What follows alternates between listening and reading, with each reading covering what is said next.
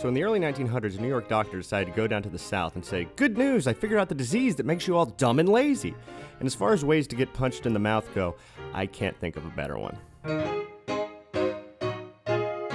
Just so this doesn't come off as a slam piece on Southerners, hi everybody, I'm John Soboleski. I was born in Florida, I've lived my whole life in the South. With that out of the way, during and after the Civil War, Northerners would come back from the South with accounts of a certain type of Southerner. An early 1900s article described some Southerners as feeble and slow-moving, having a fish-eyed stare without a gleam of intelligence. Basically what you would think of if I were to say slack-jawed yokel. And by some accounts, these reports form the basis of the stereotype of the dumb, lazy redneck that persists today. Well, in 1902, a zoologist named Charles Stiles discovered the American hookworm, and he quickly discovered it was rampaging through the American South and probably had been for centuries. And that may have been the reason for those unflattering descriptions in the North. Some estimates say more than a third of the South had hookworm, with some rural populations dealing with a 90% infection rate. Hookworm is a parasite that lives in the intestine and basically drinks your blood. That, combined with malnutrition, which was common at the time, leads infected people to appear kinda yellow and dull and just tired, man.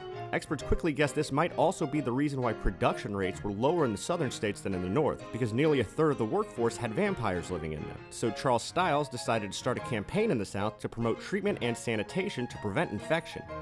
And it did not go well. Tensions were still high between the North and the South then, the Civil War having ended less than 50 years prior. So when a Yankee doctor came down to tell Southerners that a bunch of them were infected with what newspapers were calling the germ of laziness, he was promptly told where he could stick his help. But Stiles persisted, and eventually, with backing from business magnate John Rockefeller, he formed the Rockefeller Sanitary Commission. And he quickly found a Southerner, Wycliffe Rose, a Tennessee-born professor, to head up the commission, and started making inroads in the southern communities. Doctors traveled from town to town throughout the South, setting up tents where they would do tests and offer free treatment for people with hookworms.